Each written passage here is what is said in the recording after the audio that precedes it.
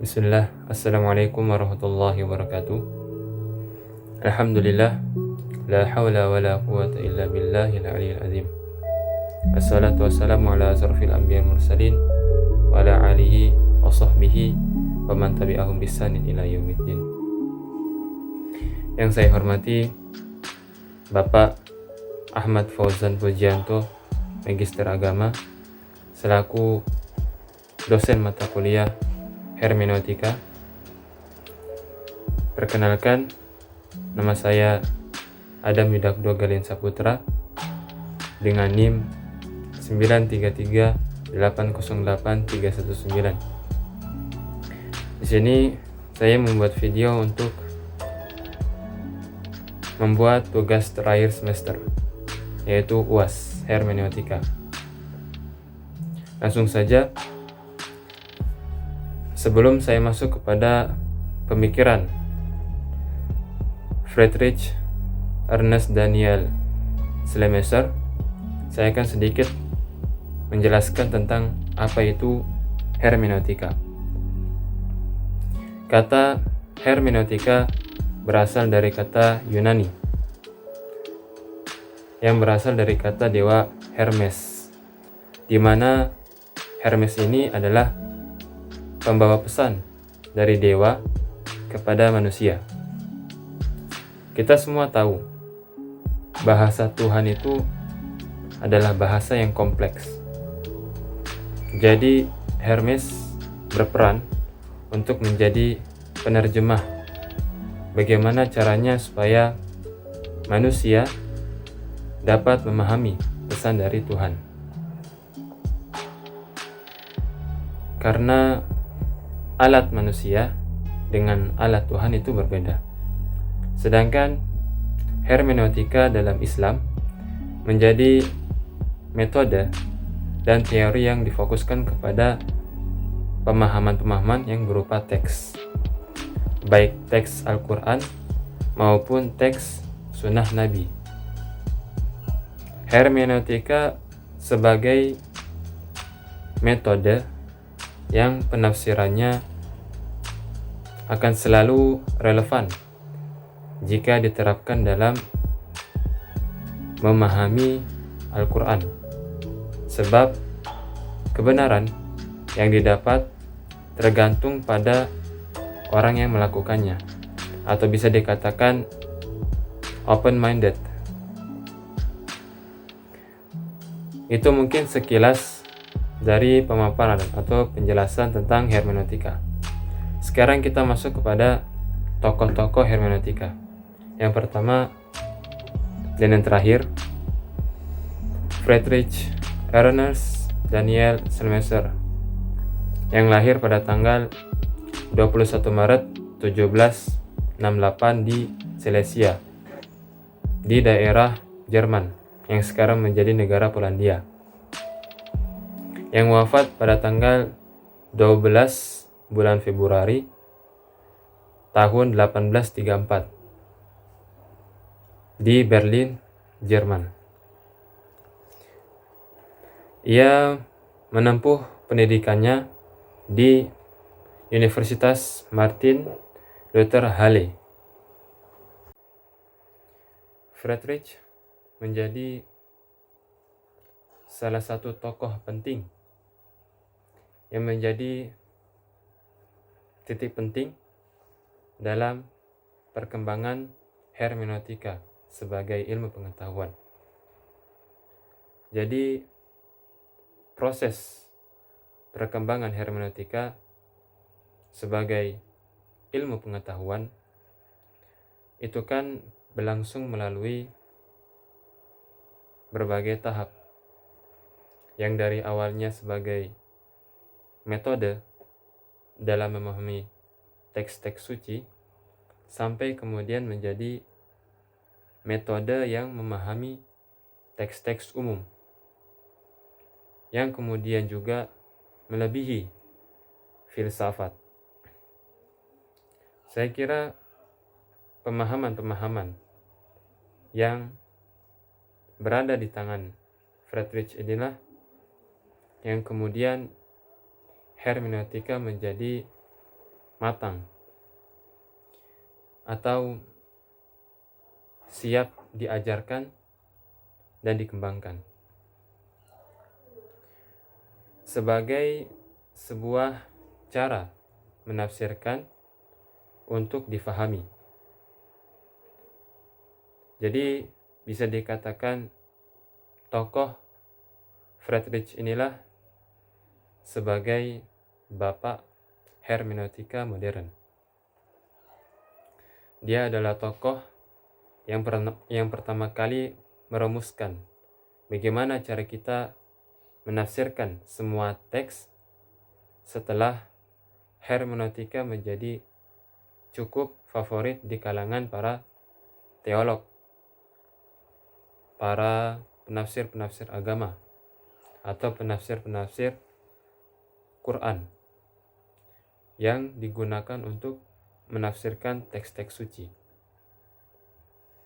Dari pemahaman Friedrich itulah kemudian hermeneutika ditarik ke dalam bentuk kajian yang lebih luas, yaitu ke dalam bahasa, sastra atau balaghah, maupun ke dalam ranah yang lebih kompleks seperti hukum. Ada latar belakang khusus yang menjadi dasar aktual kultural menurut pemikiran Dr. Haji Muhammad Muhsin Jamil pada bagian pembahasan romantisme Jerman, yang dikala itu hasrat atau keinginan untuk kembali menggapai kejayaan di masa lampau Eropa. Itulah yang menjadi dorongan penting bagi sejarah perkembangannya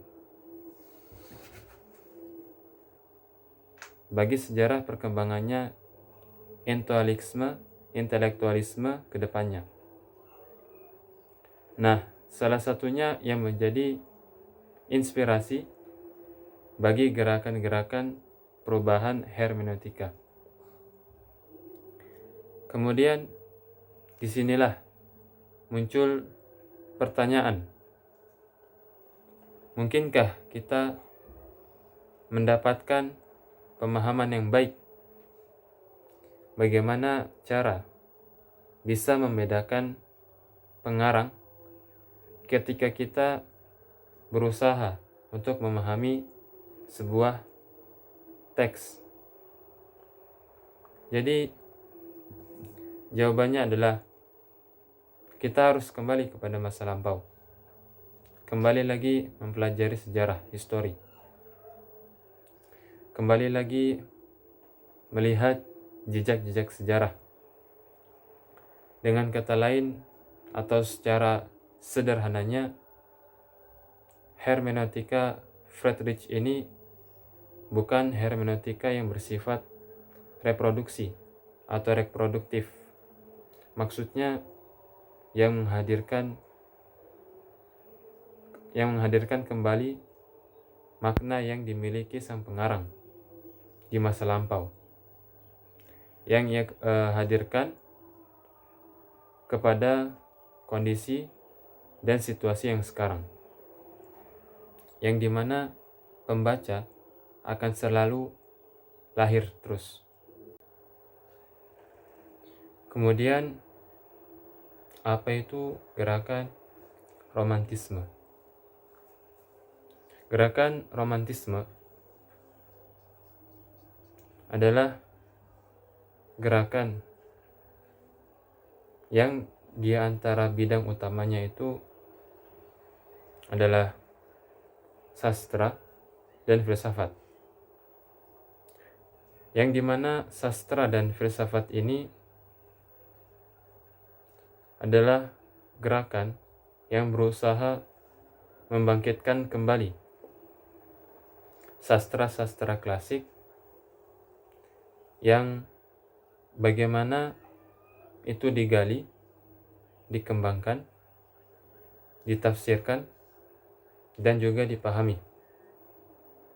Tapi hanya pada kalangan orang-orang pada di saat itu. Jadi sifatnya terbatas. Ruang dan waktu. Saya kira ini yang kemudian menjadi latar belakang penting bagi perkembangan ilmu hermeneutika, yang salah satu konsepnya adalah mengenai cara-cara memahami teks-teks Immanuel Kant, Plato, Karl, dan yang lainnya, yang pastinya mempunyai latar belakang yang lebih spesifik dalam masalah masyarakat kita sekarang. Saya kira inilah yang bisa disebut dengan latar belakang gerakan romantisme. Jadi dapat disimpulkan bahwa Friedrich adalah tokoh besar dan intelektual ternama yang mengungkapkan begitu luas minatnya melalui tulisan tentang teologi, filsafat, sastra, dan juga khutbah-khutbahnya. Friedrich dianggap sebagai bapak hermeneutika modern dan juga sekaligus pendiri Protestan liberal. Adapun prinsip-prinsip hermeneutika Friedrich adalah 1. Pemahaman, yang berarti mengalami kembali proses mental pengarang teks. Yang kedua, memahami teks adalah menangkap arti dari bagian-bagian teks melalui pemahaman yang tidak hanya melalui refleksi rasionalis, melainkan juga dengan divinitas terhadap makna dan keseluruhan teks. Yang ketiga, pemahaman yang melibatkan persepsi tentang individualitas sebagai penggunaan bahasa yang juga digunakan oleh orang lain.